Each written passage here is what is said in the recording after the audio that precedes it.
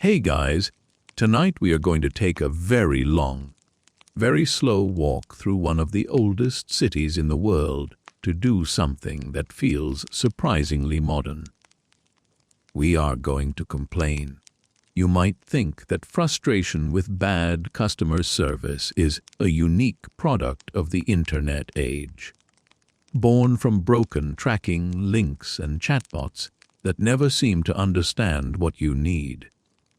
You might assume that in the ancient world, people were too busy surviving to worry about the quality of their copper ingots or the rudeness of a merchant. But people have always been people. The urge to say, "I did not get what I paid for," is as old as civilization itself. The only difference is the effort required to say it. Today, you type a few lines with your thumbs and hit send while lying in bed. In the world we are visiting tonight, sending a complaint requires physical labor. It requires mud, water, a sharp stick, and a kiln. It requires you to carve your anger into the earth itself so that it might harden into stone. You probably believe this level of effort would stop people from complaining. But as we will see, petty grievances are one of the few things strong enough to survive for thousands of years. Before you get too comfortable and possibly fall asleep halfway through, tap like and subscribe, but only if you genuinely enjoy this odd mix of boredom and history. It keeps the channel alive, and the story's just sleepy enough to help you drift off again next time. I would love to know where you are listening from tonight. Are you tucked into a high-rise apartment in a busy city, or is your window open to a quiet backyard in the countryside? Let me know the time on your clock and the view from your window in the comments. Now, dim the lights. Let the world outside grow quiet, and turn on a fan if you like that soft, steady hum in the background. Let your shoulders loosen and your breathing slow. This is your time to drift. No rush, no deadlines, no noise. Just you, a little warmth in the air, and the faint whisper of history waiting to unfold. So, settle in, and let's ease gently into tonight's journey together. You are lying on a woven reed mat, and the first thing you notice is the heat. It is not the sharp, stinging heat of a desert noon, but the heavy, lingering warmth of a morning that has already decided to be hot. You are in the city of in the year 1750 BCE, or somewhere near enough that the exact date does not matter. The air around you feels thick and still. It holds the memory of yesterday's sun and the promise of today's baking temperatures. You are resting on the flat roof of your house, which is the only sensible place to sleep during the summer months in Mesopotamia. Downstairs, the thick mud-brick walls trap the day's heat like an oven. But up here, under the fading stars, there is at least the suggestion of a breeze. You roll onto your back and look up at the sky. It is a pale, dusty blue, the color of a robin's egg that has been left out in the sand. The stars are vanishing one by one as the sun begins its climb over the horizon. You can hear the city waking up around you. It is a slow, groggy sound. Somewhere nearby, a rooster announces the dawn, though he sounds calm, as if even the animals know better than to waste energy in this climate. You hear the soft, rhythmic sweep of a broom against clay as a neighbor clears dust from their own roof. The city of is a place made of earth. The houses are mud, the walls are mud, the streets are packed dirt, and so life here is a constant, gentle battle against the dust that wants to reclaim everything. You sit up slowly, stretching your arms over your head. Your joints feel a little stiff from the hard mat. but it is a good stiffness, the feeling of a body that is used to work. You rub your face with your hands. Your skin feels dry. The air here pulls the moisture right out of you. You stand up and walk to the edge of the roof. Below you, the street is a narrow canyon of shadows. The houses in awe are built close together, huddled tight to share their shade. The street is winding and uneven, following the natural path of feet and donkeys, rather than a grid drawn by a planner. It looks quiet now, but soon it will be filled with the noise of merchants, priests, laborers, and animals. But right now, you are not thinking about the architecture or the sunrise. You are thinking about copper. Specifically, you are thinking about the extremely low-quality copper ingots sitting in your storage room downstairs. You paid for good copper. You were promised good copper. And what you received was not good copper. It sits in your mind like a pebble in your shoe. The merchant, a man named Ea-Nasir, promised you the best quality. He told you his messenger would arrive with ingots that were pure and strong. But when the shipment arrived, the copper was rough, brittle, and completely unacceptable. You treated his messenger with respect, but the copper was an insult. This thought makes your morning routine feel a little heavier than usual. You climb down the wooden ladder from the roof into the central courtyard of your house. The courtyard is the heart of the home, open to the sky but enclosed by walls on all four sides. It is cooler down here in the shadows. The floor is paved with baked bricks that feel smooth and cool against your bare feet. In the corner, there is a large clay jar filled with water. You dip a cup into it and drink. The water tastes like the river, earthy and sweet. You splash some on your face, washing away the sleep and the dust of the roof. You move to the small room where you keep your clothes. You put on a simple tunic made of wool. It is a common debate among historians whether the people of this time preferred wool or linen for daily wear, given the intense heat. But wool is the major industry here. The sheep that graze on the outskirts of the city provide the fabric that clothes everyone from the king to the laborer. The tunic is light, surprisingly breathable, and falls to your knees. You tie a sash around your waist. It is a simple outfit, functional and modest. You slide your feet into leather sandals. The straps are worn soft from use.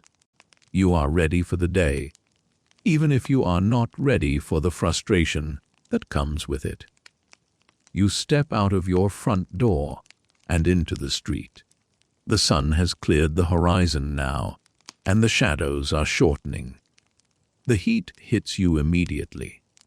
It is a physical weight, pressing down on your shoulders. You begin to walk. Your destination is the scribal quarter, the place where words are turned into clay.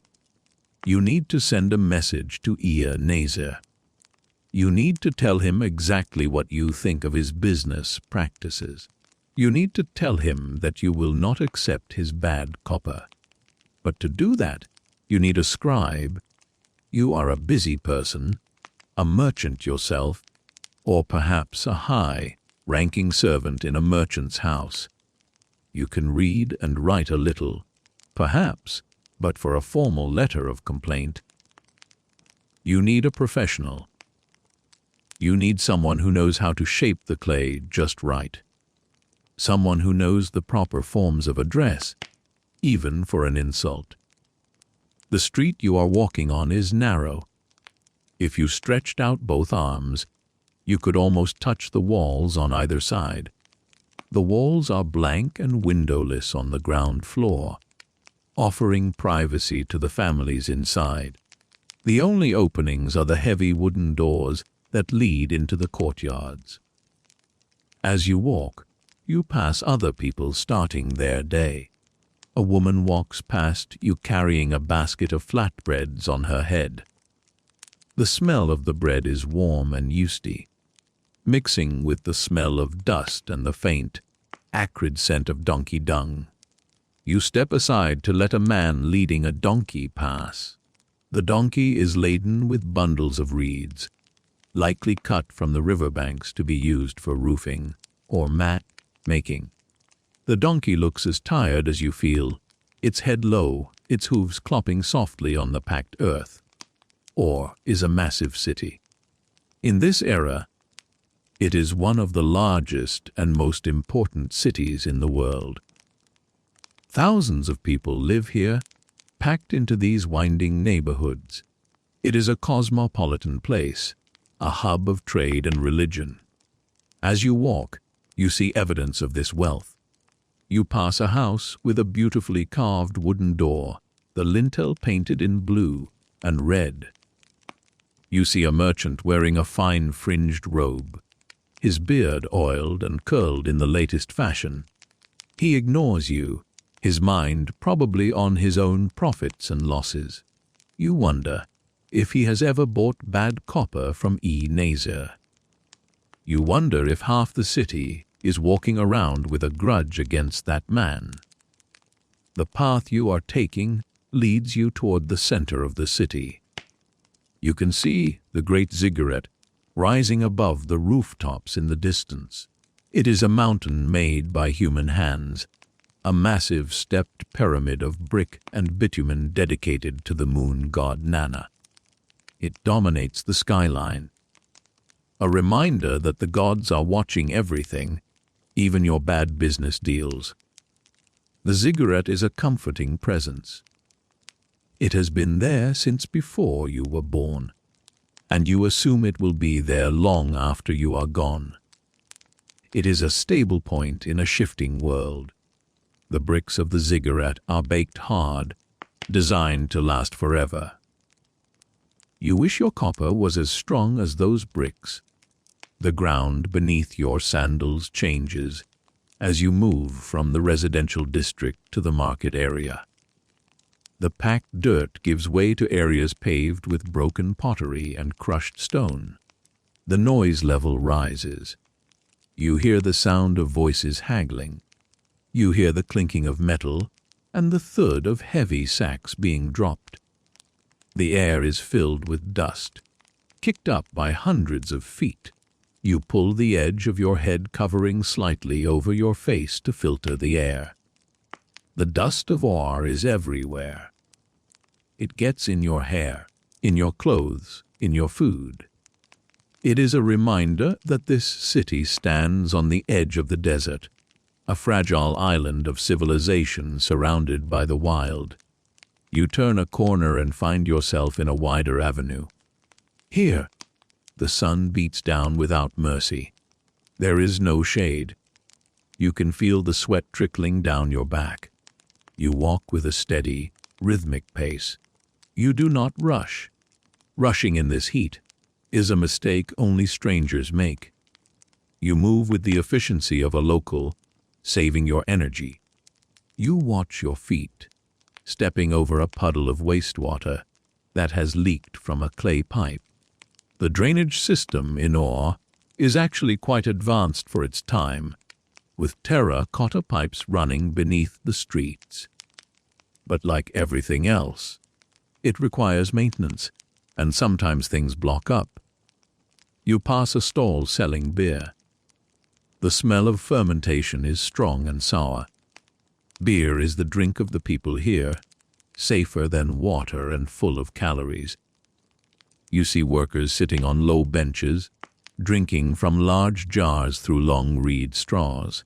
They look relaxed, their day's labor either done or not yet started. You envy them for a moment. They are not worrying about copper ingots. They are not worrying about shipping routes through the Persian Gulf. They are just enjoying the shade and the drink. But you have a mission. You have a complaint to lodge, and you will not rest until it is done. As you walk, you think about the geography of your world. Or is a port city. Today, the ruins of our life are inland, stranded in the desert by the shifting coastline and the silt of the rivers. But in your time, the waters of the Persian Gulf are much closer. Ships from distant lands dock at the quays of bringing ivory, gold, hard stones, and, of course, copper. This access to the sea is what makes rich.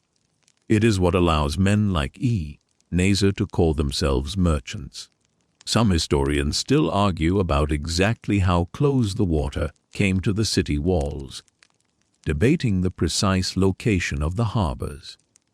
But for you, the water is a reality. It is the highway that brought you this headache. You turn down another street, this one lined with workshops. You hear the tapping of hammers. You smell the sharp tang of hot metal.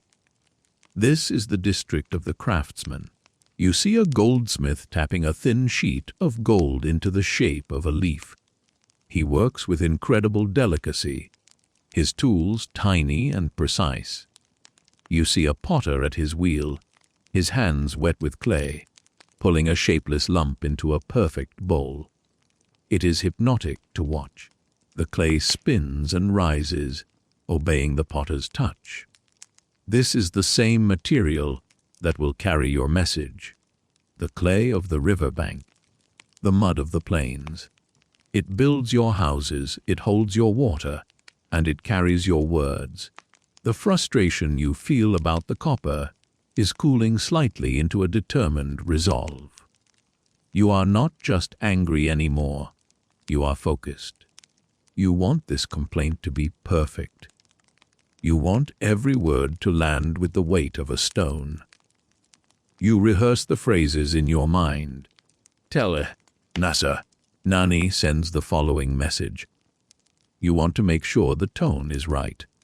It shouldn't just be a scream of rage. It should be a disappointed, authoritative statement. You want him to know that you are not someone to be trifled with. You want him to feel shame when he reads your tablet. Or at least, as much shame as a merchant can feel. You pause for a moment in the shadow of a high wall to wipe your brow. The heat is intense now. The sun is high enough to banish the last of the morning coolness. The clay bricks of the wall beside you are warm to the touch. You take a deep breath. The air smells of hot dust and drying herbs. You push off from the wall and continue your walk. You are getting closer to the scribe's house. You can tell because the nature of the shops is changing. Instead of smiths and bakers, you see stalls selling reed styluses and refined clay.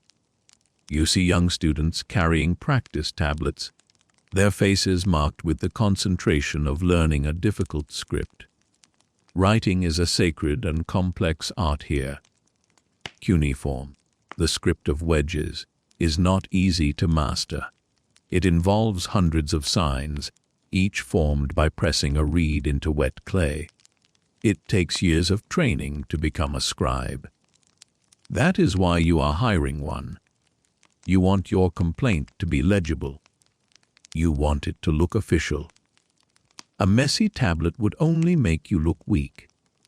You want a tablet that looks like a royal decree, even if it is just about a refund for bad copper. The street narrows again. You have to squeeze past a cart loaded with grain sacks. The driver apologizes, or maybe he curses. It is hard to tell through the muffled noise of the street. You keep moving. Your sandals slap against the ground. Left, right, a steady rhythm. You are almost there. The anticipation of finally getting this off your chest makes your steps a little lighter. You are going to dictate a letter that will go down in history, though you do not know that yet. You just know that you are right, and Ea-Nasir is wrong, and you are going to put it in writing. You reach a small plaza with a fountain in the center. It is not a spraying fountain like you might see in a modern park, but a large basin where water is poured for public use. A few children are splashing their hands in it. You walk past them, heading toward a building with a wide, open frontage. This is the place, the house of the scribe. It looks like any other house, made of the same beige mud brick, but there is a sense of quiet industry about it. You step across the threshold, leaving the bright glare of the street behind you. Inside, the light is dim and soft. It takes a moment for your eyes to adjust. The air is cooler here, protected by thick walls and shaded by awnings. You smell damp earth, the smell of wet clay. It is a soothing smell, heavy and grounding. You see a man sitting on a mat, surrounded by jars of clay and bundles of reeds. He looks up as you enter. He has the calm, patient face of a man who listens to other people's problems all day long. He is ready to work. You are ready to speak. But first, the clay must be prepared. The medium for your anger must be dug from the river, cleaned, and shaped. Before a single word can be written, the earth itself must be made ready. And that is where we will go next. We will leave the dry, dusty streets of the city and go down to the water's edge. We will feel the cool mud between our fingers and understand exactly what it takes to create a blank page in the ancient world. But for now, you just stand there in the cool dimness of the scribe's room, catching your breath, letting the heat of the walk fade from your skin. You have arrived. The journey of the complaint has begun. The walk was long and hot, but the satisfaction of what comes next will be worth it. You find a spot on the floor, cross your legs, and wait. The scribe nods to you. You nod back. The transaction begins in silence in the quiet, dusty room, while the sun blazes outside, baking the city of Ar into a hard, enduring monument to human persistence. The clay that sits in the corner of the scribe's room is not endless. It is a resource that must be harvested. And to understand the weight of the message you are about to send, you have to understand the earth from which it is born. In your mind, you drift away from the dim stillness of the workshop and float back out into the bright, consuming heat of the city, moving toward the source of everything in this land. You are heading to the banks of the Euphrates. The river is the lifeline of Ur. It is the highway for trade, the water for the crops, and the provider of the very ground you walk on. But today, you are interested in it for a different reason. You are interested in the mud. To get to the river, you leave the tightly packed maze of the residential districts and head toward the wide, open spaces near the quay.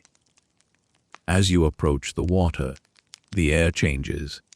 The dry, dusty heat of the city streets begins to soften, replaced by a heavier, more humid warmth. You can smell the river before you see it. It is a complex scent: wet earth, rotting reeds, the tang of fish, and the cool, mineral smell of deep water. It is a smell that means life in a place that would otherwise be a desert. You pass through the city gates, massive structures of mud brick that tower over you, and suddenly the horizon opens up. There it is, the Euphrates. It is wide and slow-moving, a massive artery of brown water winding its way through the plain. The surface of the water is not blue, but the color of tea with milk. Heavy with the silt it has carried all the way from the mountains in the north. This silt is the secret to everything here. It is the fertilizer for the fields and the material for the cities. You walk down the sloping bank, leaving the hard, packed road behind. The ground here is softer. Your sandals sink slightly with every step. You are walking on layers of history, strata of mud deposited by 1,000 annual floods. You find a spot away from the busy docks where the ships from Dilmun and Magan are unloading their goods. You want a quiet place, a place where the clay is pure. You walk through a stand of tall reeds. They tower over your head, rustling softly as the breeze moves through them. The sound is like 1,000 hushed whispers, a constant, soothing background noise that blocks out the distant clamor of the city. You push the green stalks aside and step out onto a small muddy beach. The water laps gently against the shore. It does not crash or roar. It just slides up the bank and slides back down, a rhythmic, hypnotic motion that looks like the earth itself is breathing. You kick off your sandals. You do not want to lose them in the suction of the bank. You step forward with bare feet. The mud is warm on the surface, where the sun has hit it, but as your weight presses down, your feet sink into the cooler, denser layers underneath. It feels pleasant, a relief from the scorching air. The mud oozes up between your toes, smooth and slick. It has the consistency of thick cream. This is not the gritty, sandy soil of the desert. This is alluvial clay, refined by the journey of the river, ground down into microscopic particles over hundreds of miles. To make a tablet, you cannot just grab a handful of dirt from the garden. Garden dirt is full of stones, roots, and sand. If you tried to write on it, your stylus would snag, and your signs would be unreadable. You need the good stuff. You need the clay that has been washed and sorted by the river itself. You roll up the sleeves of your tunic. You bend down, reaching into the shallow water. The river cools your hands. You dig your fingers into the bed of the river. It resists you at first, dense and heavy, but you pull, and the suction breaks with a soft, wet yield. You lift a double handful of the dark, gray, brown substance. It is heavy, much heavier than you expect. It glistens in the sunlight, sleek and wet. This is the raw material of bureaucracy. It is strange to think that every law, every royal decree, every receipt for a sheep, and every complaint about copper starts as a handful of river sludge. You hold it there for a moment, letting the excess water drip through your fingers. It creates a small, rhythmic pattern on the surface of the river below. You are holding the potential for communication. But it is not ready yet. Even here, in the best spots, there are impurities. You feel a small pebble hidden in the smooth mass.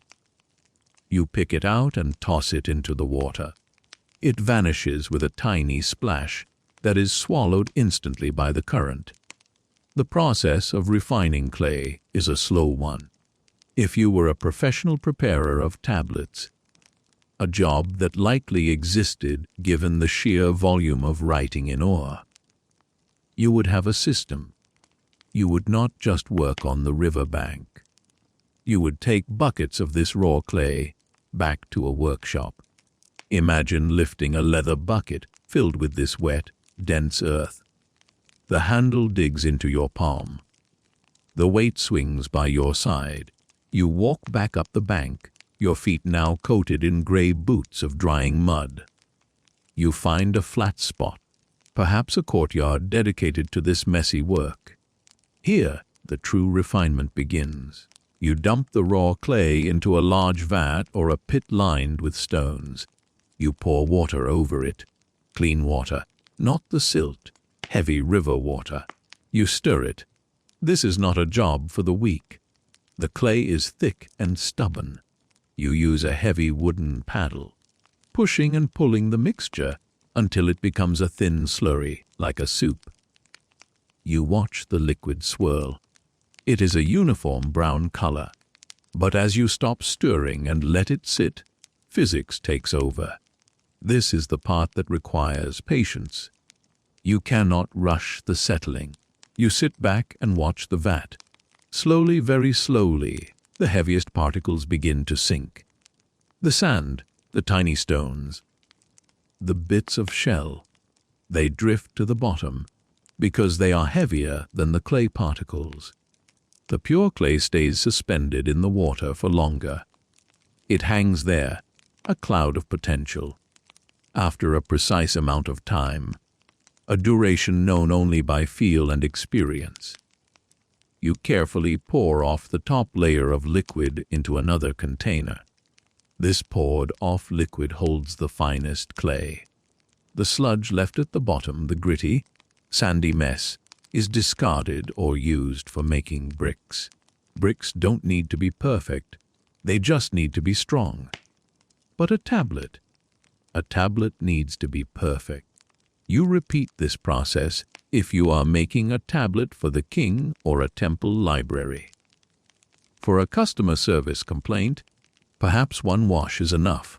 Historians still debate the exact recipes for tablet clay, analyzing the microscopic mineral content of museum pieces to see how much sand was left in or taken out. Some argue that a little bit of sand acts as a temper, preventing the tablet from cracking as it dries. Others say the finest tablets are almost pure clay. You decide that for Ea-Nasir, you want a clay that is decent, but you aren't going to spend 3 days refining it. He doesn't deserve your best archival, quality mud. Once you have your purified slurry, you have to wait again. You have to let the water evaporate. You leave the vat in the sun. The level of the liquid drops. The surface begins to thicken. It turns from a soup into a pudding, and then from a pudding into a paste. You check it periodically, testing the surface with a finger. It is cool and yielding. When it reaches the right consistency, no longer liquid, but not yet solid, you scoop it out. Now comes the kneading. This is the most tactile part of the process. You place the lump of clay on a clean, flat stone. You push the heels of your hands into it. It gives way under your weight. You fold it over. You push again. The goal is to remove air bubbles. An air bubble is a disaster waiting to happen. If you bake a tablet with an air bubble inside, the heat will expand the air and the tablet will explode. Your message would be blown to pieces before it ever left the city. So you knead. Fold, press, turn. Fold, press, turn. It is a rhythmic, meditative motion. The clay makes a soft, squelching sound as you work it. It feels elastic and alive. Your hands are coated in a fine gray film. The clay gets under your fingernails. It dries on your skin, pulling the moisture out, making your hands feel tight. You add a drop of water now and then to keep the clay workable, but not too much. It is a delicate balance. Too wet, and it will slump and lose its shape. Too dry, and it will crack when you press the stylus into it. You are looking for the leather hard stage, firm enough to hold a crisp line, but soft enough to yield to the reed. As you knead, you think about the sheer volume of clay this city consumes. Every day, thousands of tablets are made. Schoolboys practice their signs on round, bun-shaped lumps of scrap clay, smoothing them over and rewriting them until they get it right. Merchants record loans on small, pillow-shaped tablets. Priests write omens on large, flat slabs. The city of ore is essentially a machine that turns river mud into information. If you think about the paper trail in a modern office, it is nothing compared to the physical weight of the archives here. A modern receipt weighs a fraction of a gram. A receipt in our weighs as much as a stone. You feel the clay changing under your hands. It is becoming uniform, smooth, and plastic. It warms up slightly from the friction of your work. You cut a piece off the main lump with a piece of wire or a sharp string. You hold this smaller piece in your hand. It is about the size of a bar of soap, maybe a little larger. You begin to shape it. You roll it into a ball between your palms, feeling the perfect roundness of it. Then you begin to flatten it. You are not making a flat sheet of paper. A clay tablet has a three-dimensional shape. It is usually slightly convex on both sides, like a small, flattened cushion. This shape fits perfectly in the palm of a hand. It is ergonomic. You pat the edges, squaring them off. You smooth the surface with your thumb, erasing your own fingerprints. You want a pristine surface. It looks like a clean slate, literally. The gray surface is flawless, waiting for the first mark. There is something deeply satisfying about a blank tablet. It represents infinite possibility. It could become a poem about a goddess, a map of the stars, or a list of rations for the palace guards. Or, in your case, a testament to your annoyance. You make a few more of these tablets, just in case. The letter will be long. You have a lot to say.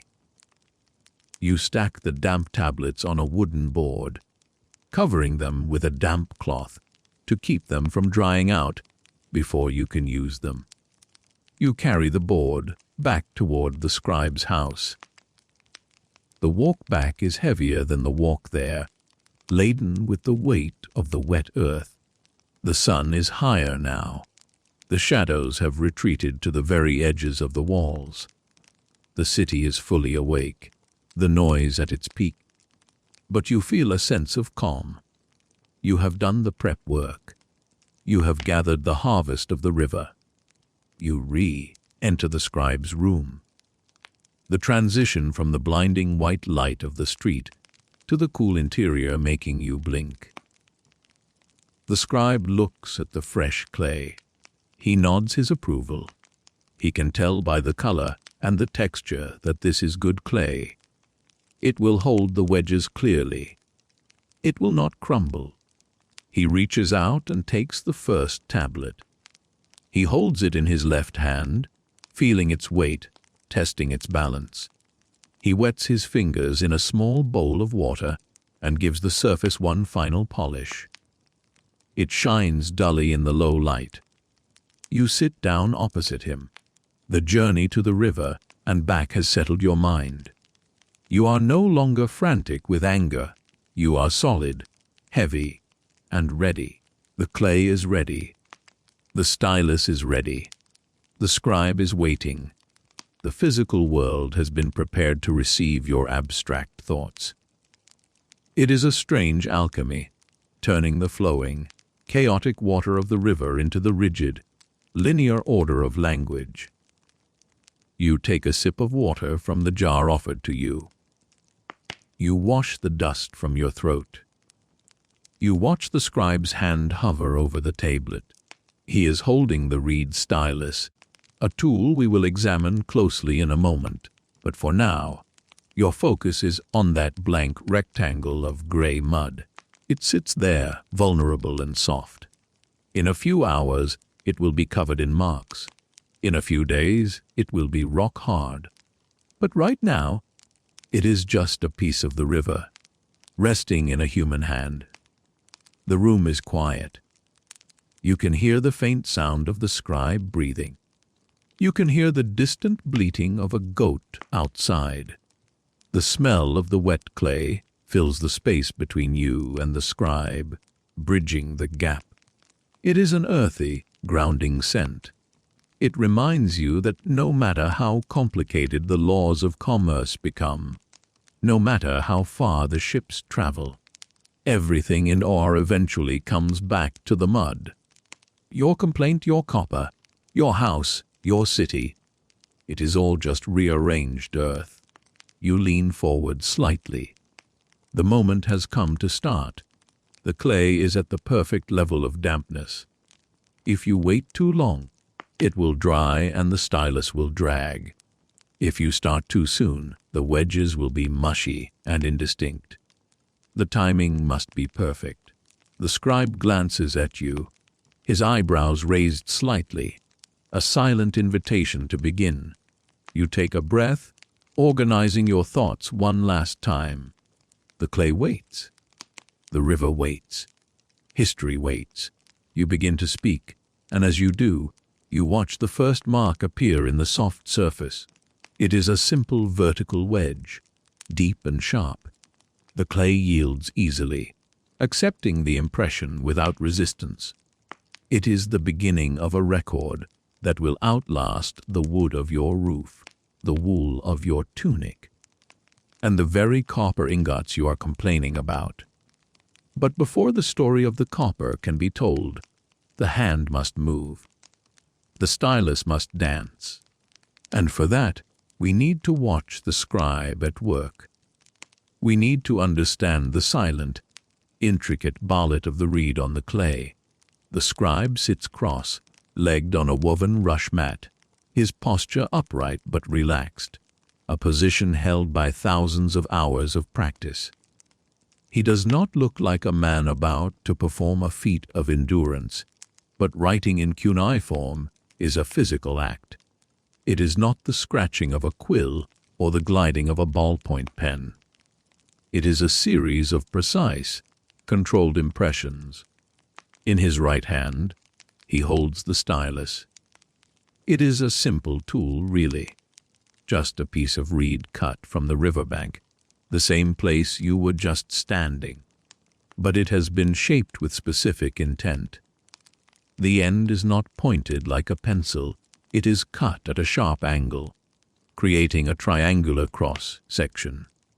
This geometry is the key to everything. He balances the tablet in his left hand. The clay is cool and damp, heavy with the water you helped refine. He positions his hand so the tablet rests securely on his fingers, his thumb acting as a clamp to hold it steady. He tilts the tablet slightly to catch the light coming from the doorway. Shadows are crucial here. Without the play of light and shadow across the surface, the marks would be invisible. He needs the side, light to see the depth of the wedges he is about to create. You watch his right hand move.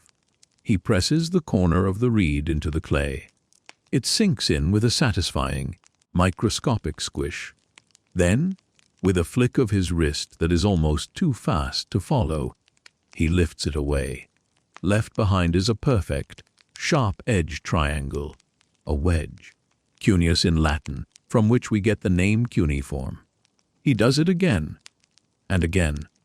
Vertical wedges, horizontal wedges, diagonal wedges.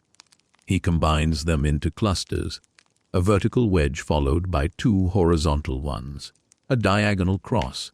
Each cluster is a sign, a syllable, or a whole word. The sound is rhythmic, tap, press, lift, tap, preft. It is a soft, wet sound like raindrops hitting a puddle, but controlled. There is no scratching, no ink flowing. Just the repeated, hypnotic restructuring of the surface. The scribe does not look at you while he works. His eyes are locked on the clay. He is in a trance of concentration. If his mind wanders, his hand might slip, and erasing a mistake in clay is not as simple as using a rubber eraser. You have to smudge the clay back down, smooth it over with water, and re-cut the sign, leaving a messy patch that ruins the aesthetic of the tablet. And this scribe takes pride in his aesthetics. He moves across the tablet from left to right, filling the first line. When he reaches the edge, he flips the stylus in his hand with the dexterity of a magician and uses the blunt end to draw a straight line across the clay, separating the text into registers. Then he drops his hand back to the start of the next line. The text grows down the tablet like a creeping vine. It is beautiful to watch. The chaotic blankness of the mud is being colonized by order. The abstract sounds of your voice are being trapped in the earth. You find yourself matching your breathing to the rhythm of his hand. It is calming. The frustration with Ea-Nasir feels distant now, filtered through this slow, deliberate process.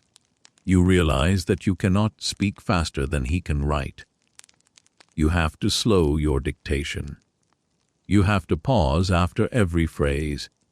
Waiting for the tap, press, lift to catch up. This enforced slowness makes you choose your words more carefully. You don't just rant, you compose. Tell Ea-Nasir. You say again, ensuring the address is clear.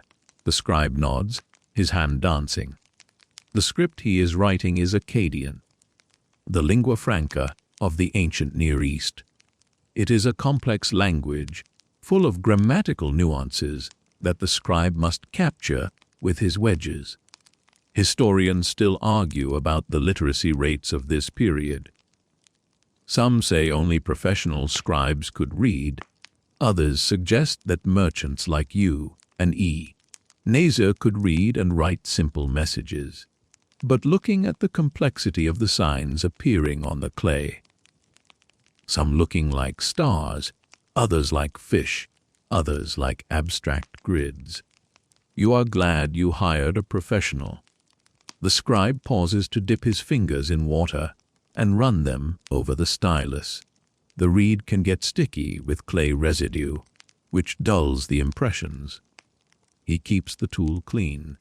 He rotates the tablet in his hand to get a better angle for a difficult sign. The tablet is not a fixed page, it is a moving object, turning and tilting to accommodate the writer. You notice his hands are stained with the gray of the clay, a permanent mark of his trade. He has calluses on his fingers where the reed rests. As the lines fill up, you notice something interesting about the geometry of the writing. The wedges all have their heads, the wide triangle part at the top or the left. The tails taper off to the bottom or the right. This is a rule of the script. You never see a wedge pointing up or left. The mechanics of the hand and the reed make those marks awkward to execute. So the entire writing system has evolved around what is comfortable for the human wrist. It is a script born of anatomy as much as intellect. The room is silent except for your voice and the soft impact of the reed. You drift into a reverie, watching the dust motes dance in the shaft of light that illuminates the tablet.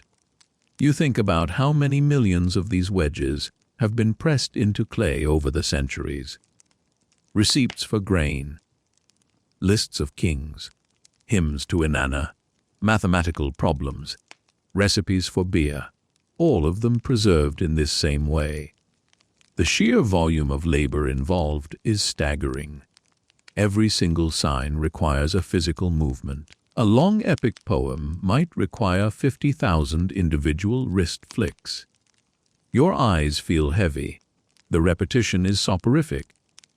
The scribe is a machine of flesh and bone, turning your anger into art.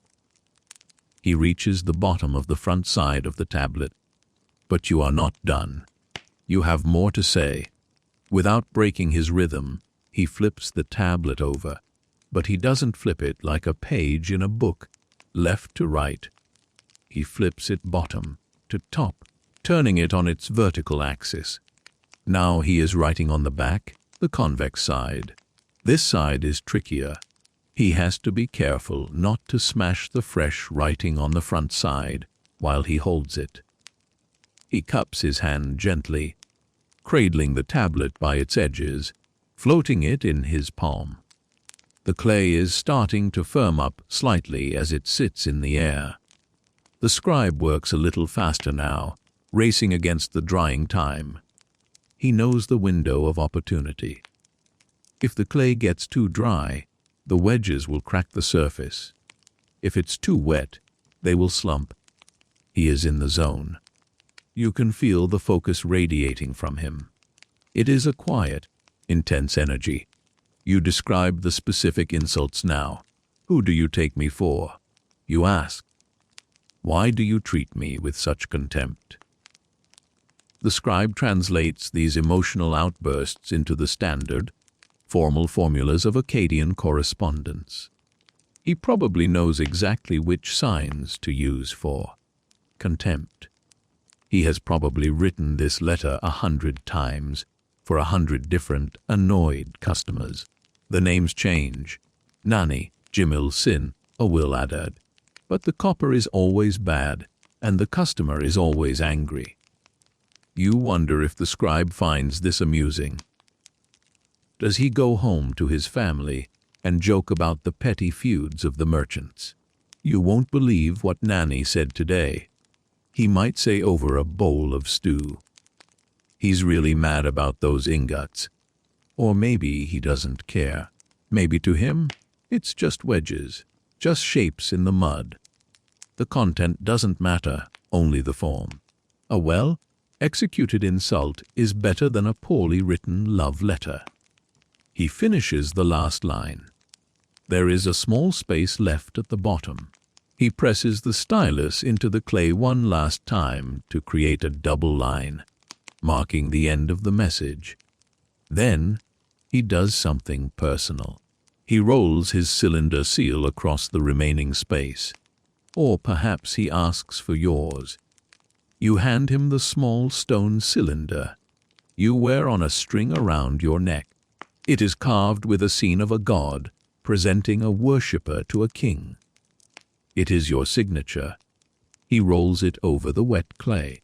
The carved image repeats itself in relief, a continuous band of miniature art pressed into the mud. Now the tablet is signed. It is official. He hands the tablet to you for a moment. It is heavy, cool and dense. It feels valuable. The writing covers every available surface, wrapping around the edges.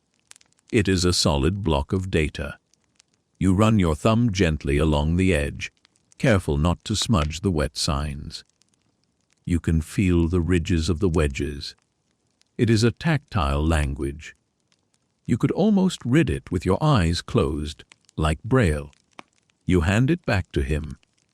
The writing is done.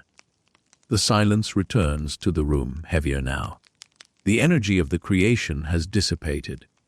The scribe wipes his stylus on a cloth and sets it down. He flexes his fingers, stretching out the cramping muscles. He takes a drink of water. The performance is over, but the tablet is still vulnerable. It is just wet mud. If you dropped it now, it would flatten into a blob, and your words would be lost. If you left it out in the rain, it would dissolve.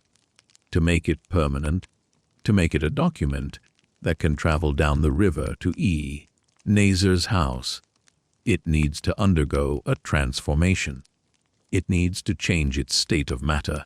It needs the fire. You stand up, your legs a little numb from sitting. You thank the scribe. You pay him, perhaps with a small amount of silver measured out on a scale, or perhaps with a promise of barley or wool. He nods, slipping the silver into a pouch. He gestures to the back of the workshop, toward the courtyard where the sun is blazing. That is where the drying will happen. You follow him out. The heat hits you again, a wall of temperature. But now you welcome it. The heat is the tool you need. The scribe places the tablet on a wooden tray alongside others. Some are drying in the sun.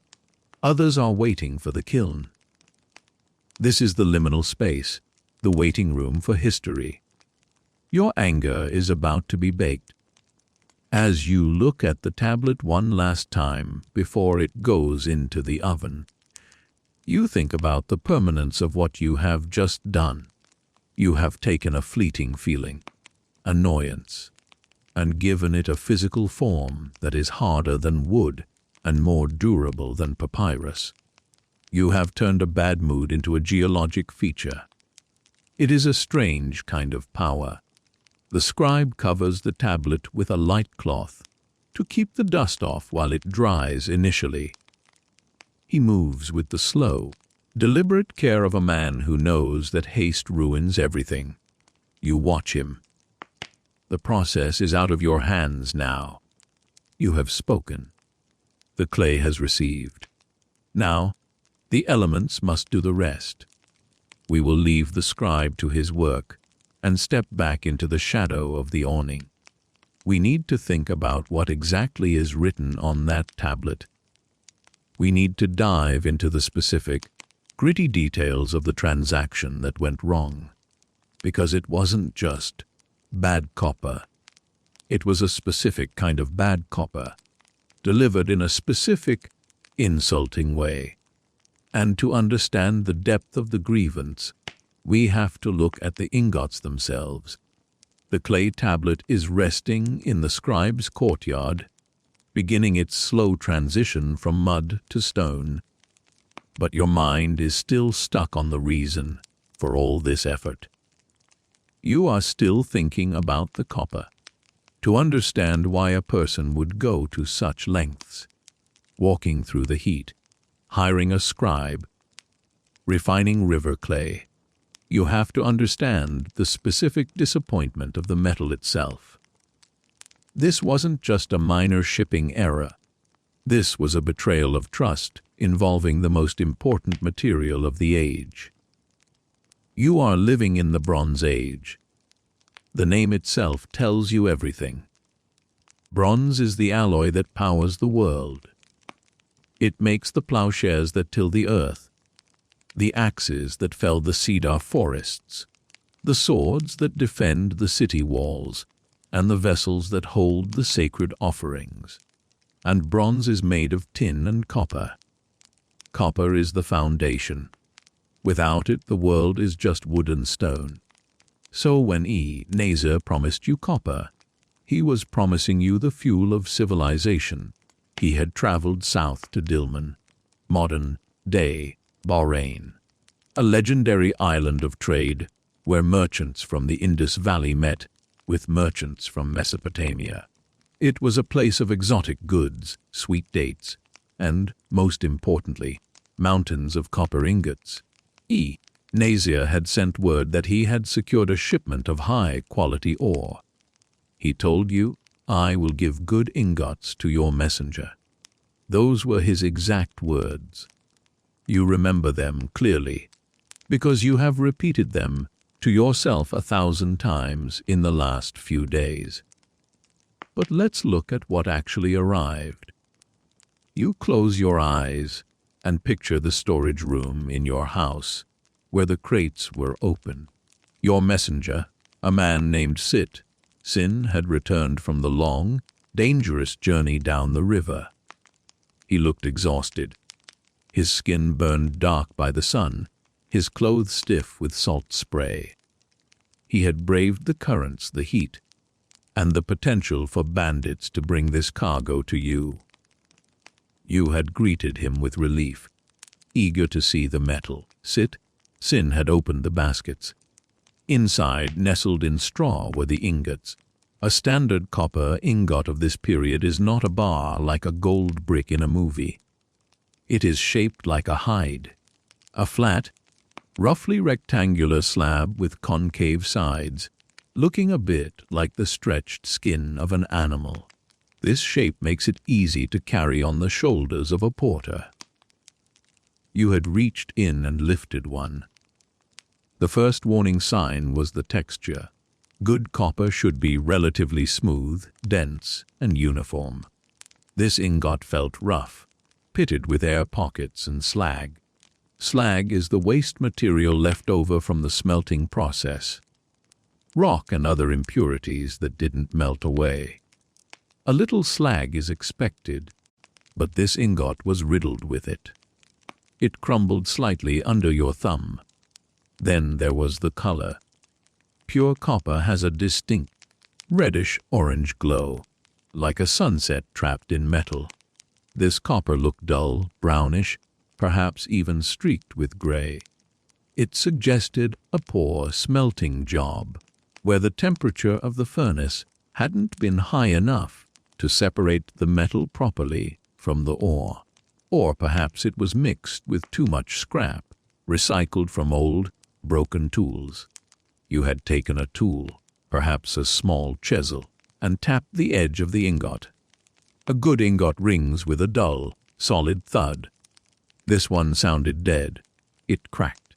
A crack in a raw ingot is a nightmare for a smith. It means the metal is brittle. If you tried to hammer this into a bowl or cast it into a blade, it would shatter. It was useless. It was barely better than the rock it came from. You had looked at Sin. He had shaken his head, his face a mask of apology. I told him. Sit, Sin said. I told him, if you do not give me good ingots, I will not take them.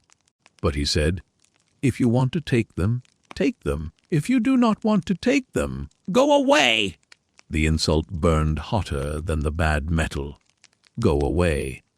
To a messenger of Nani, it was a breach of protocol so severe it was almost laughable. Merchants in R rely on reputation. Relationships are everything. For Ea-Nasir to treat your agent with such casual dismissal was shocking. It suggested he didn't care if he lost your business. It suggested he thought he was untouchable.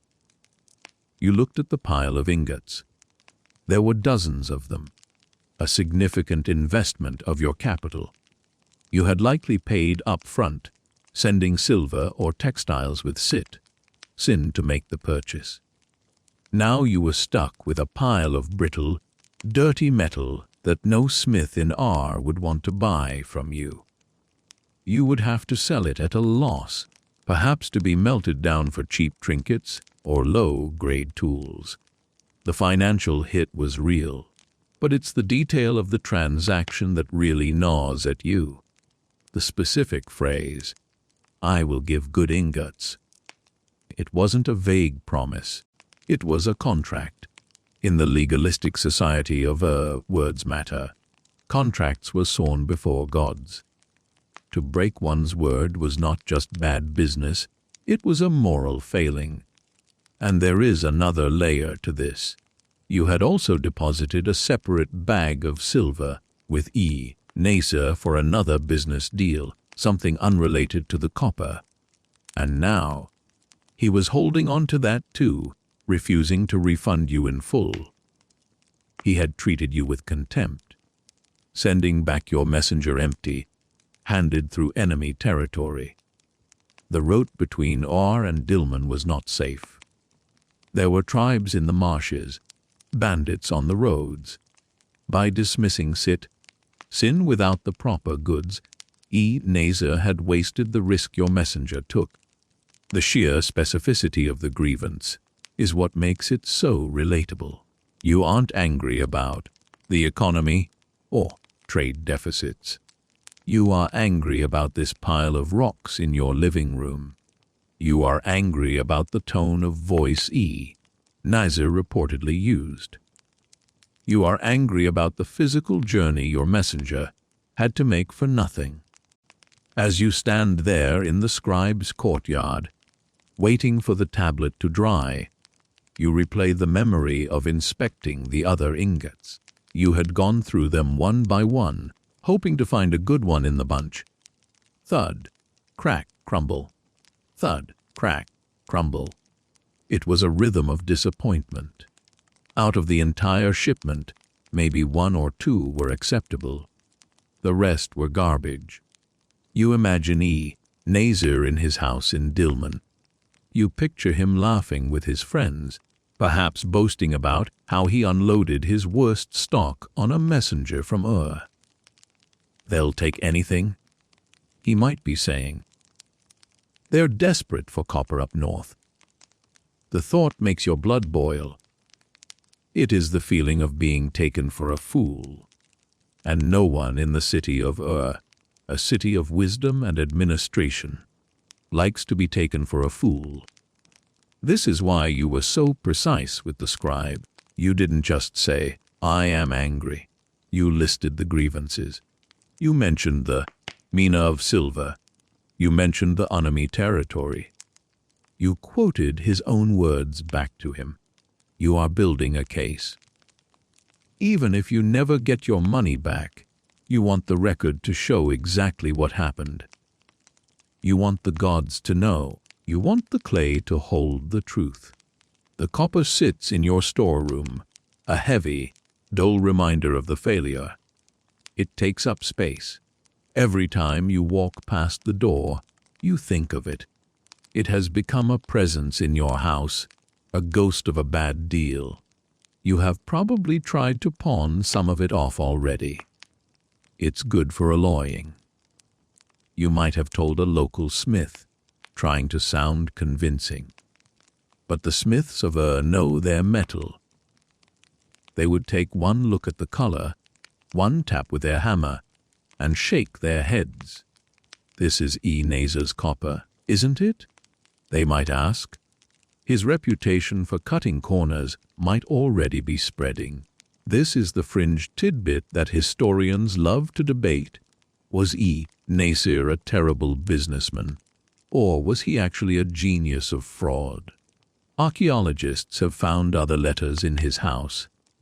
Not just yours. It seems Nani wasn't the only one. There were complaints from a man named Arbiturum and another from Imgur-Sin. They all complained about bad copper, missing shipments, and rude behavior. It seems Ea-Nasir ran a wholesale scam operation, collecting silver and sending back junk. He was the oozed car salesman of the Bronze Age. The fact that so many complaints were found in his house is the funniest part. He didn't throw them away. He kept them. Why? Was he proud of them? Did he use the back of the tablets for scrap paper? Or, and this is a popular theory, was his house simply the complaint department, and he was the guy whose job it was to ignore them? But for you, right now, he is just the man who ruined your month. You kick a small stone across the courtyard. The heat is making you drowsy. The anger is settling into a dull ache. You have done what you can. You have written the letter. The copper is still bad, but at least the silence has been broken. You look back at the tray of drying tablets. Yours is indistinguishable from the others now, just a gray rectangle among gray rectangles. It could be a prayer, a receipt, or a poem. But inside those wedges is a story of specific, granular failure. The failure of the smelting temperature, the failure of the mixture, the failure of the human connection. You wonder if Ea-Nasir will even read it.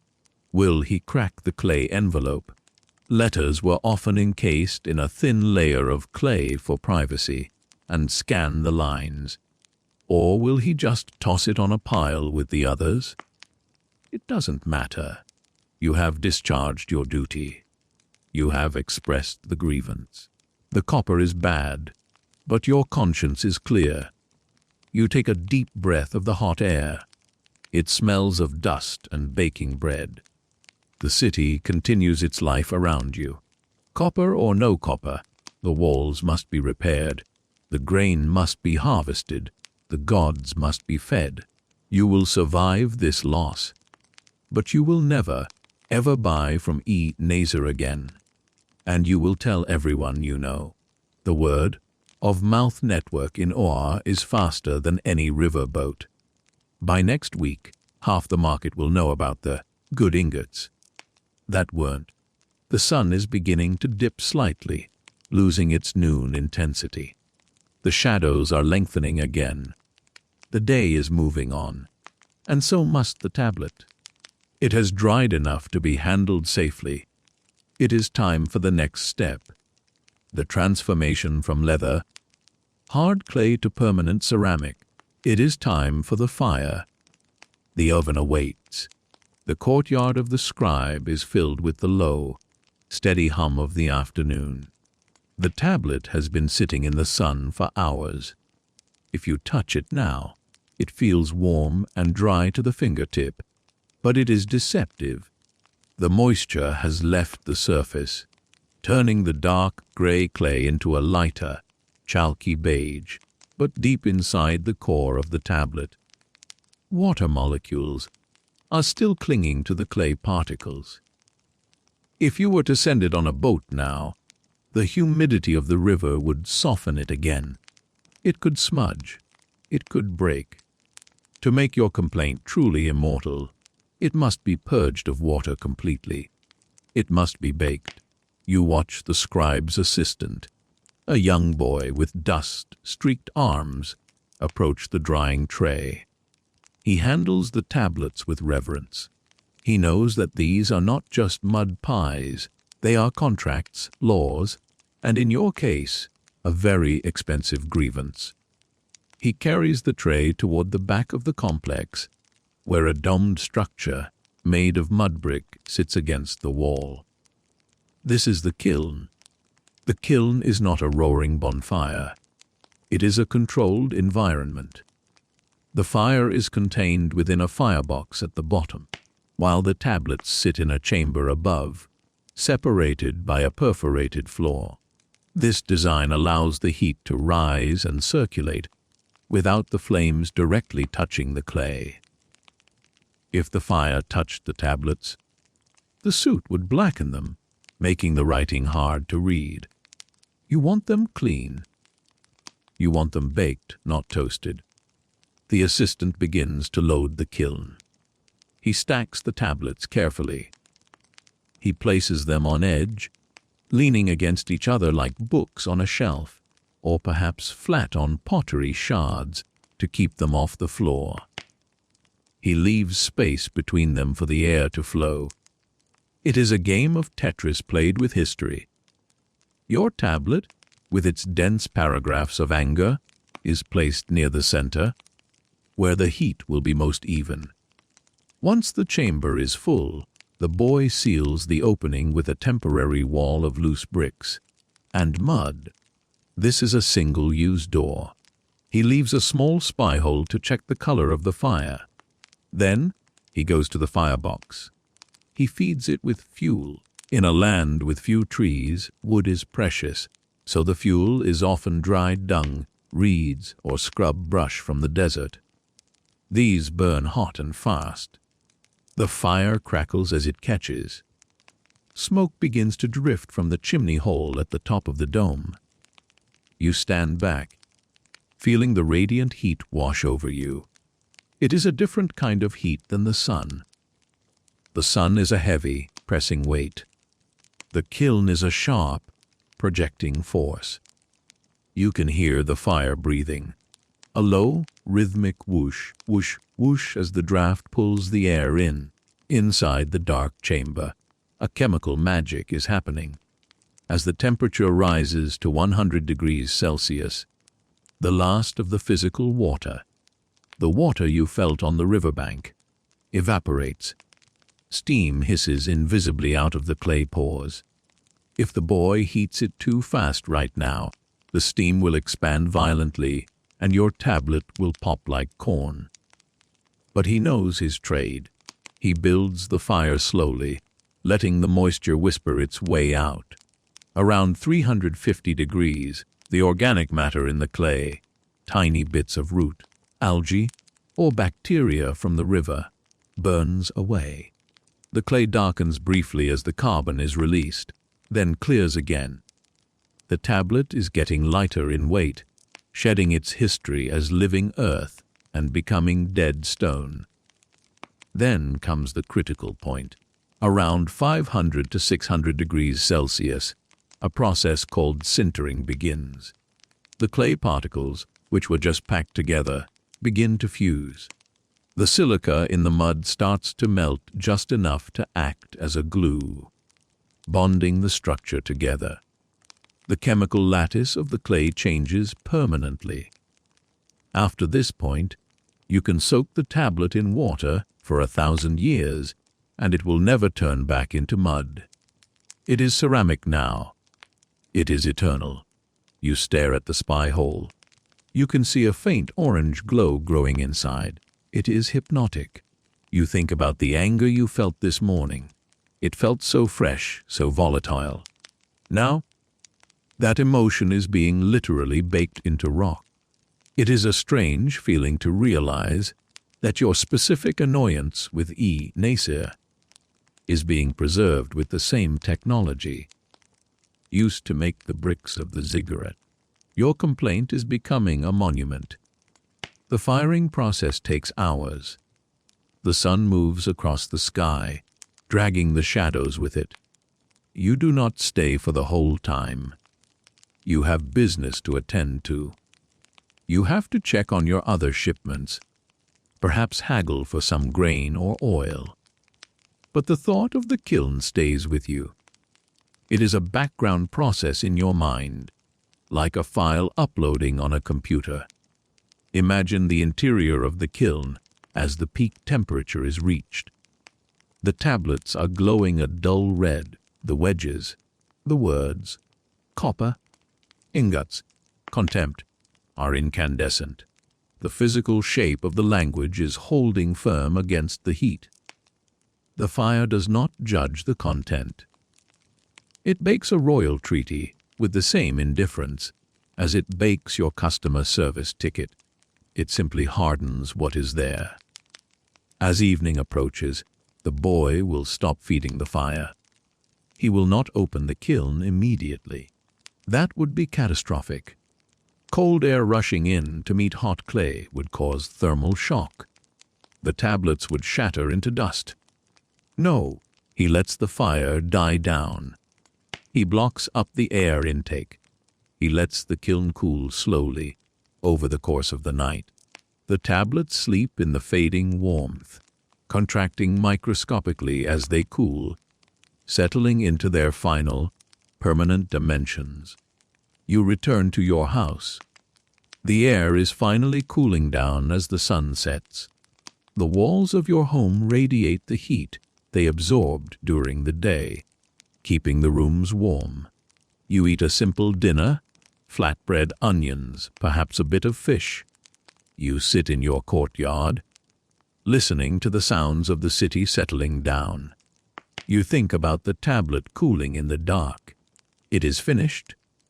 Tomorrow, it will be removed from the kiln. It will ring when tapped with a high, clear sound. Unlike the dull thud of the bad copper, it will be pinkish, beige, or perhaps a light orange. It will be hard enough to scratch glass. The scribe will wrap it in a protective layer. Sometimes, for very important letters, they make a clay envelope. A second layer of clay wrapped around the fired tablet. The envelope is also inscribed with the address and a summary. The recipient has to break the envelope to read the actual letter. It's the ancient version of a confidential seal. You wonder if your complaint deserves an envelope. Probably not. You want Ea-Nasir to see the insults the moment he picks it up. The next morning, the messenger, perhaps poor, tired, sin again, or a fresh runner, will come to collect it. He will place it in a leather bag slung over his shoulder. The bag might contain other letters, other contracts. Your grievance will become just one item of cargo among many. You imagine the journey the tablet is about to take. It will leave the city gates of Ur. It will be carried onto a boat. It will travel down the Euphrates, past the marshes where the reeds grow tall and the water buffalo wallow. It will enter the Persian Gulf, the lower sea. It will rock with the waves. The salt spray will hit it, but it won't matter now. The clay is impervious to water. The message is waterproof. It will travel south to Dilmun. The journey might take weeks. During that time, you will still be angry, but the sharp edge will wear off. You will get busy with other things. You will buy copper from someone else. Life will go on. But the tablet is a time capsule of your rage at its peak. When Ea-Nasir finally holds it, he will be receiving a blast of anger from the past. It is a delayed explosion. There is a beautiful irony in using such a permanent medium for such a transient emotion. Usually, we carve stone for things we want to last forever. Laws, gravestones, monuments. We use paper or digital bytes for things that are fleeting. Shopping lists, quick notes, complaints. But in your world, the cheapest, most available material happens to be the most durable one. You are accidentally archiving your daily frustrations for eternity. Historians debate whether the common people of Ur understood the longevity of their writing. Did you know, as you dictated those words, that they might be read 4,000 years later? Probably not. You just wanted a refund. You wanted justice in the moment. The fact that we are reading your letter in the 21st century is a complete accident of geology and chemistry. The kiln has done its job. The tablet is stone. It is no longer just mud. It has crossed a threshold. It is an artifact. If the city of Ur were to burn down tomorrow, if the roofs collapsed and the walls dissolved back into the earth, the unbaked clay would turn back into dirt. But the baked tablets, they would survive. Fire, the destroyer of cities, is the preserver of clay. The night deepens over Ur. The stars come out, the same stars that look down on us today. The kiln is dark now, a silent dome in the courtyard. Inside, the heat is slowly fading, radiating out into the night air. Your tablet sits there, hard and finalized. The words are locked in. Nani sends the following message. It is a fixed point in history. You go to sleep on your roof, feeling the cool breeze from the desert. You dream of copper, not the bad, crumbling stuff in your storeroom, but shiny, perfect ingots that ring like bells. You dream of a world where merchants keep their promises. It is a pleasant dream. Meanwhile, in the scribe's kiln, your reality waits to be delivered. The next stage of the story isn't about the chemistry of clay or the mechanics of writing. It's about the destination. We have to follow that tablet into the lion's den. We have to see where it ends up. We are going to the house of Ea-Nasir. We are going to see what happens when a man receives too many complaints to handle, and instead of fixing his business, he decides to build a collection. The tablet has survived the fire. It has been wrapped, bagged, and carried across the sea. Now it arrives.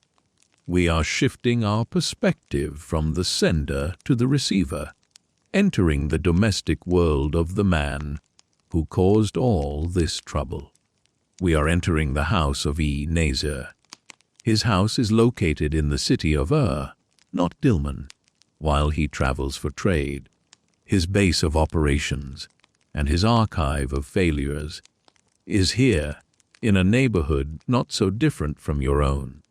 It is a standard Mesopotamian house, a central open courtyard surrounded by rooms for sleeping, cooking, and storage. But as you walk through the door, in your imagination, of course, you wouldn't be welcome here in person. You get the sense of a place that is overwhelmed. It is not a messy house in the sense of trash on the floor. It is a house cluttered with business. There are baskets of wool waiting to be exported. There are jars of oil, and there are tablets everywhere. In a dedicated room, which we might call his office or archive, the shelves are groaning under the weight of his correspondence. When your messenger arrives, he is likely met by a servant or a junior partner. Ea-Nasir is a busy man. He is a leek tillman. A dillman, Gore. This is a specific title, a guild of merchants who brave the Persian Gulf trade. It gives him a certain status. He takes risks that others won't. He deals in bulk. He probably views himself as a titan of industry, too important to deal with every minor customer service ticket personally. The messenger hands over your tablet.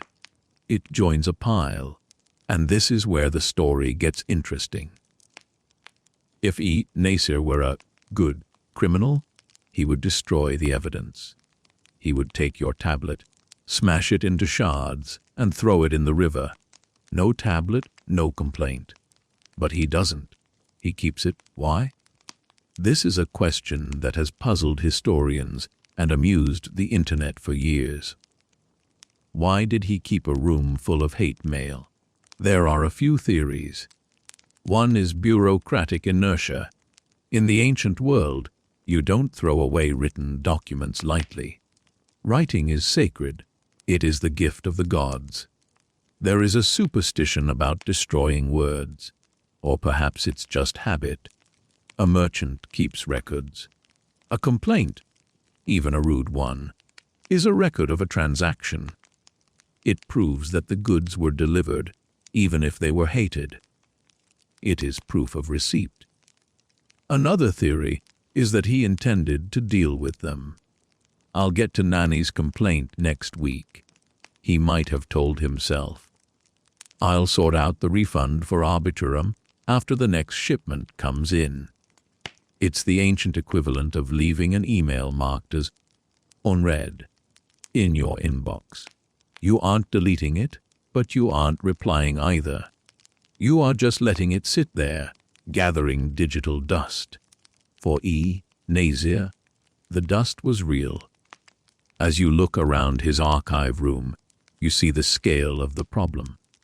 It's not just your tablet. There is a tablet from a man named Sin.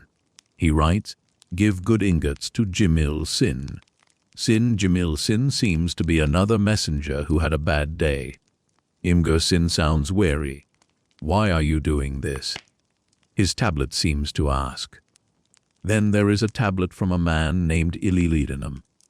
His complaint is smaller, but just as annoyed. He didn't get the copper he paid for either. The shelves are a monument to broken promises. It is a library of disappointment. You can imagine Ea-Nasir sitting in this room, perhaps in the evening, surrounded by these voices. Does he read them? Does he pick up your tablet, run his thumb over the baked wedges, and feel a twinge of guilt? "Who is this Nanny?" he might mutter. And why is he so dramatic? He might justify it to himself. The copper market is tough right now, he might think. The exchange rate with Dillman is terrible. I had to cut corners. They should be grateful they got anything at all. He is the protagonist of his own story, and in his story, he is a beleaguered businessman doing his best in a difficult economy. You are just a nagging customer who doesn't understand the complexities of international logistics. The room itself is cool and dim. The walls are thick mud brick, plastered and whitewashed. There are niches cut into the walls to serve as shelves.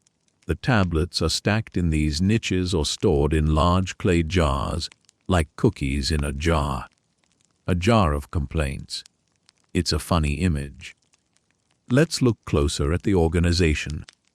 A well-organized merchant archive would have labels, clay tags hanging from baskets saying receipts, year for, or loans paid.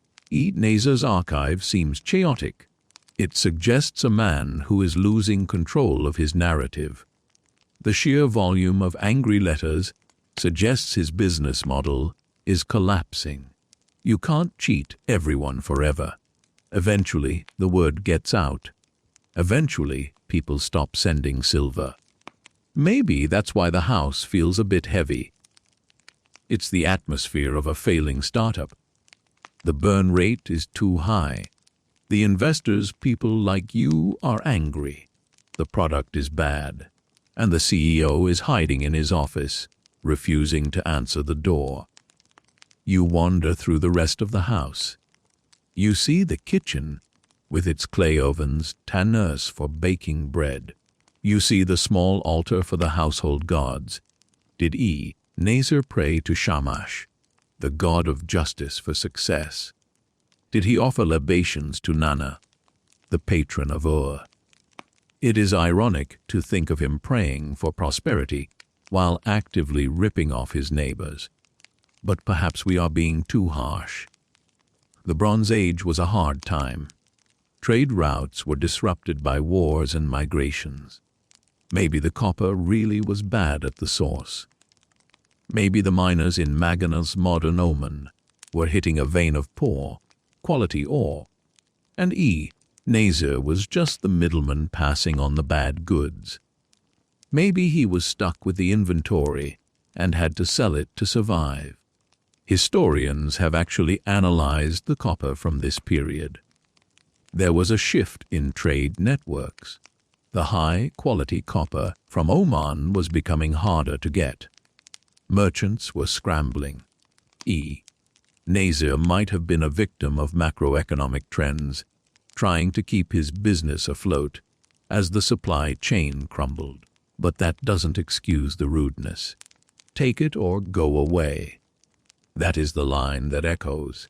That is a choice. That is a personality flaw, not a supply chain issue. The house of Ea-Nasir is located in a neighborhood called Old Harbor District. It was a place where many merchants lived. They were neighbors. They probably met at the temple or the tavern. Imagine the awkwardness. You, Nani, walking down the street and seeing Ea-Nasir coming the other way. Does he duck into an alley? Do you glare at him? The social pressure must have been immense. And yet, he kept the tablets. He kept them until the end. And the end is what makes this story possible. Because eventually, the house of Ea-Nasir was abandoned. Maybe he went bankrupt. Maybe he died. Maybe the family moved away. But when they left, they didn't take the heavy jars of old business records with them. Who wants to carry 100 kilos of complaints to a new house? So the tablets stayed. They sat on the shelves. The roof eventually fell in. The walls crumbled. The wind blew dust into the rooms, filling them up layer by layer. The city of Ur declined. The river shifted its course. The desert moved in. The house became a mound. The mound became part of the landscape. For almost 4,000 years, your tablet sat there in the dark, buried under tons of earth. The voice of Nani was silent. The anger was suspended in time. Above the ground, empires rose and fell. The Babylonians, the Persians, the Greeks, the Arabs, the British. The world changed completely. But down in the dirt, the clay held its shape. This is the section where we reflect on the accidental nature of history. We usually think of history as the story of kings and battles, because those are the things that get carved into giant stone monuments. But the history of daily life, the history of being annoyed, of cooking dinner, of buying bad copper, is usually lost.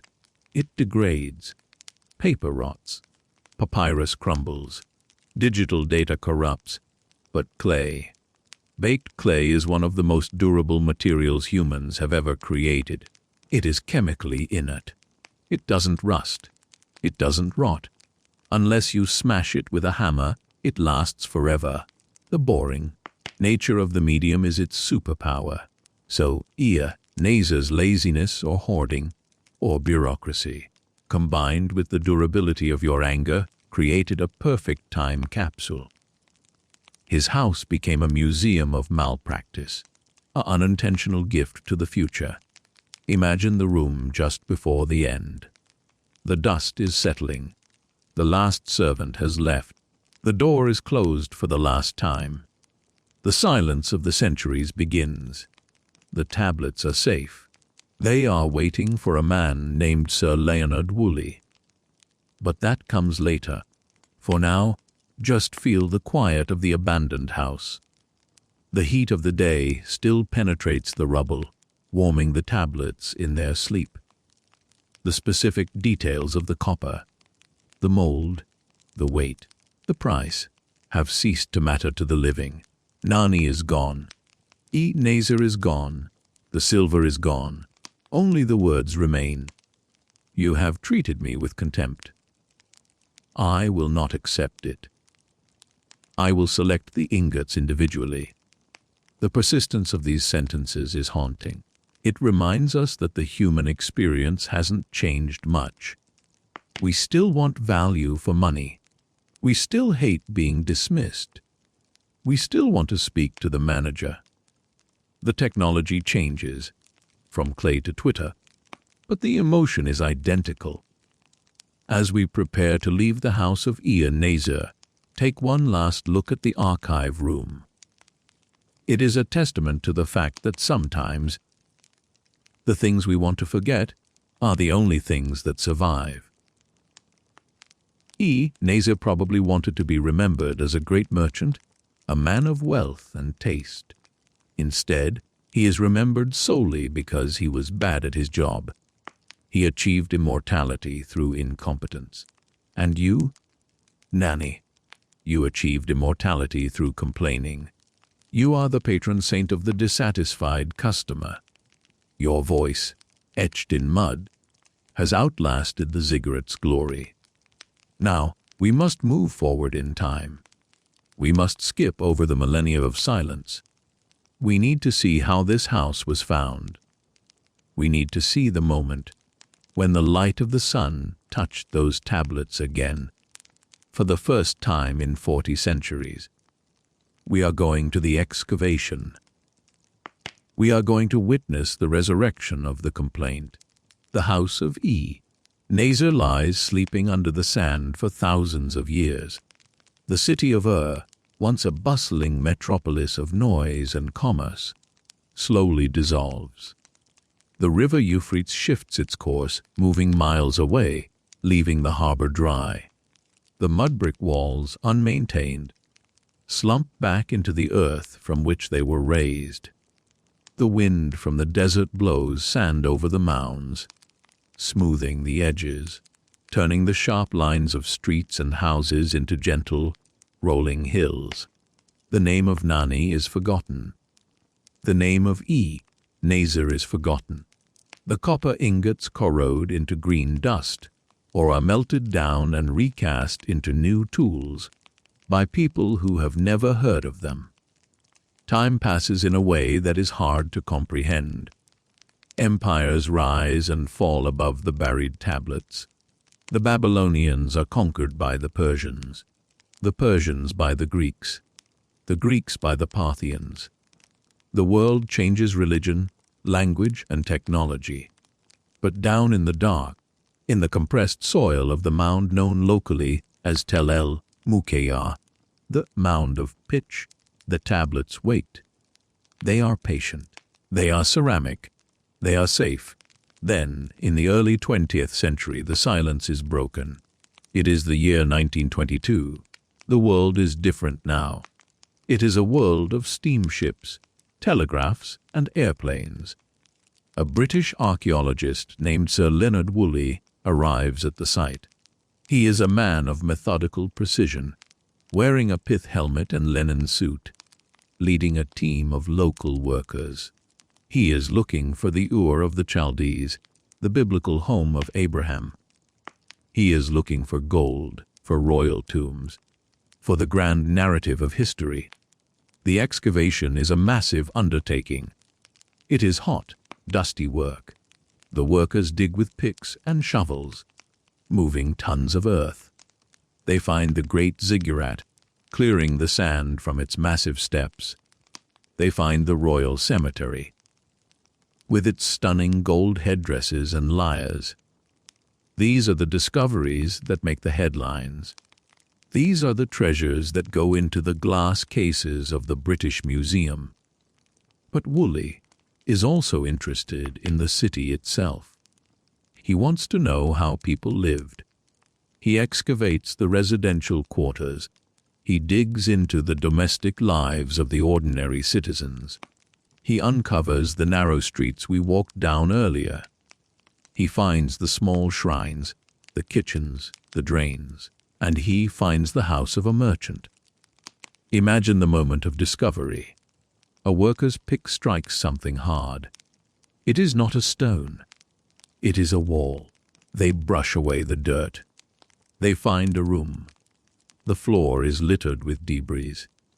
But among the broken pottery and the collapsed roof beams, they find the tablets.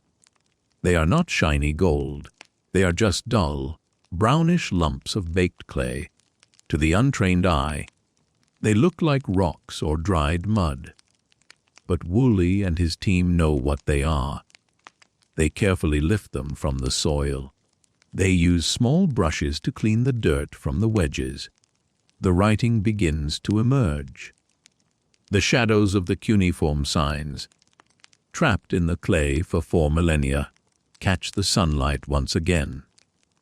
The tablets are fragile now, not because the clay has rotted, but because the salt in the soil has crystallized inside them. If they are handled too roughly, they might crumble. The team packs them carefully. They are numbered, catalogued, and shipped back to museums, to London, to Philadelphia, to Baghdad. Your tablet, the letter from Nani, travels further than Sin ever dreamed. It crosses oceans. It flies on planes. It ends up in a climate-controlled room, sitting on a shelf, not so different from the shelf in Ea-Nasir's house, but cleaner. It is given a museum number. It is no longer just a complaint. It is artifact U.7900 or a similar catalog number depending on the specific tablet. Scholars begin the slow work of translation. They are the new scribes, decoding the ancient wedges. They read the royal inscriptions, the hymns, the omens, and then they get to the business documents. They start reading the correspondence of the old harbor district. One scholar, perhaps sitting in a quiet university library with a cup of tea, picks up your tablet. He starts to read. Tell Ea-Nasir, Nani sends the following message. He expects a standard trade agreement or a receipt for wool. Instead he reads, One you came, you said to me as follows, I will give Jamil, Sin, when he comes fine quality copper ingots. You left then, but you did not do what you promised me. You put ingots which were not good before my messenger. Sit, Sin, and said, If you want to take them, take them. If you do not want to take them, go away. The scholar pauses. He smiles. He recognizes the tone. It is the universal tone of the ripped-off customer. He translates the next line.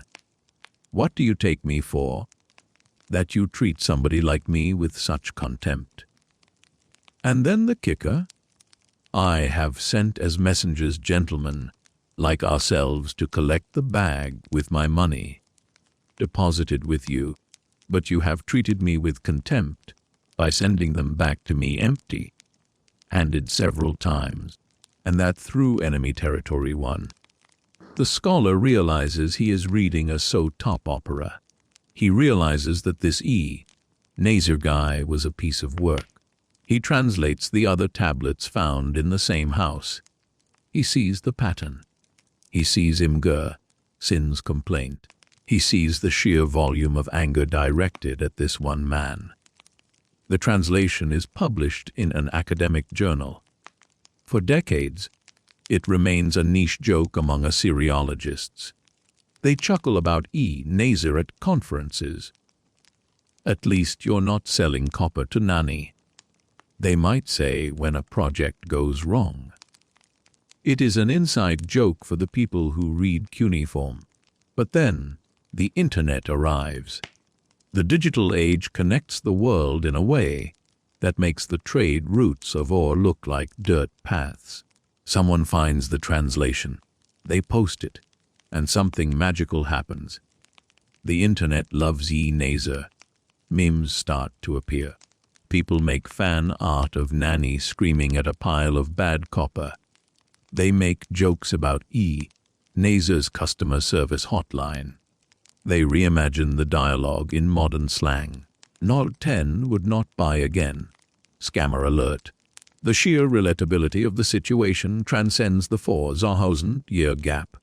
Your tablet, the physical object you held in the scribe's courtyard, becomes famous. It is displayed in the British Museum. People come to see it. They don't just look at the giant winged bulls or the Rosetta Stone. They look for the complaint tablet. They peer through the glass at the small, dense rectangle of clay.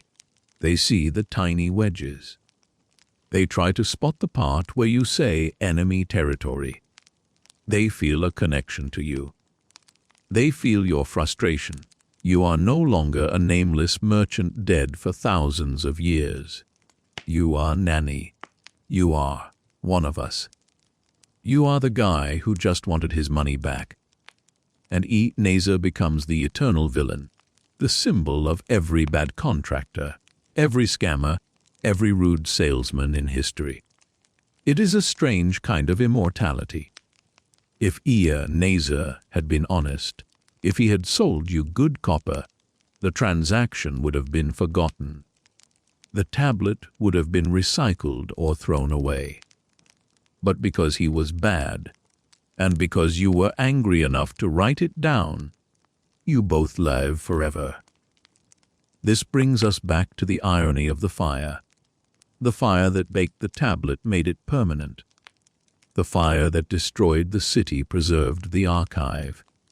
And the fire of your anger, cooling into the hard ceramic of the text, created a spark that jumped across millennia to light up screens in the 21st century. So, as we stand in the museum in our minds, looking at this small, unassuming piece of brown rock, we realize what it really is. It is not just a receipt. It is a mirror. It reflects the timeless nature of human interaction. We trust, we are disappointed. We complain, we move on. The copper is gone. The silver is gone. The house is dust. But the words remain. Is there anyone among the merchants who trade with Telman who has treated me in this way? You asked. The answer, echoing through history, is probably not Nanny. Just this one guy. And he is going to be famous for it forever. You have accidentally preserved the most mundane human moment possible. And in doing so, you have made the ancient world feel less like a history book and more like a neighborhood. You have turned the people of awe from statues into neighbors. The story of the tablet ends here, behind the glass, safe and sound. But the echo of the complaint continues. Every time someone leaves a 1-star review, every time someone asks to speak to the manager, every time someone feels the heat of injustice over a bad product, they are walking in your sandals. They are channeling the spirit of Nanny. So, the next time you have a bad day, the next time a package arrives broken or late, just remember, at least you don't have to dig clay from the river, hire a scribe, and bake your email in an oven to get your point across. And at least your bad review probably won't be read by millions of people in the year 6000 AD. Or maybe it will. The internet is forever, just like the clay. And so, we leave the museum, letting the lights dim in the great halls of history. The crowds disperse, the noise fades, and the glass cases stand silent in the shadows. The tablet of Nanny, the artifact of such specific fiery passion, rests quietly now. It has done its work. It has carried its message across the oceans of time. And now it sleeps, cool and still, safe from the heat, safe from the river, safe from the worry of the day. Let the image of the ancient city dissolve from your mind. The busy streets of ore are empty. The fires of the kiln have burned down to soft, grey ash. The shouts of the merchants and the tapping of the scribes have faded into the gentle, rhythmic silence of the desert night. There is no more copper to weigh, no more silver to count, no more letters to write. The ledger is closed. The transaction is finished. You are back in your own time, in your own space. The air around you is stilled. The weight of the day has settled, just as the sediment settles in the slow-moving river. Whatever worries you carried, whatever tasks felt heavy or rough to the touch, they are done now. They are set in stone behind you, leaving you free to drift. You can feel your body sinking deeper into the mattress, heavy and relaxed, like the clay returning to the earth. There is nothing left to do but rest. The history of the world is vast and loud, but your world, right here, right now, is small and quiet. It is a sanctuary of soft sheets and steady breathing. Let the darkness wrap around you like a warm, protective blanket. The past is asleep, the future is waiting. But this moment is for you. Close your eyes, let your thoughts dissolve into the quiet, and float away on the slow, steady current of sleep.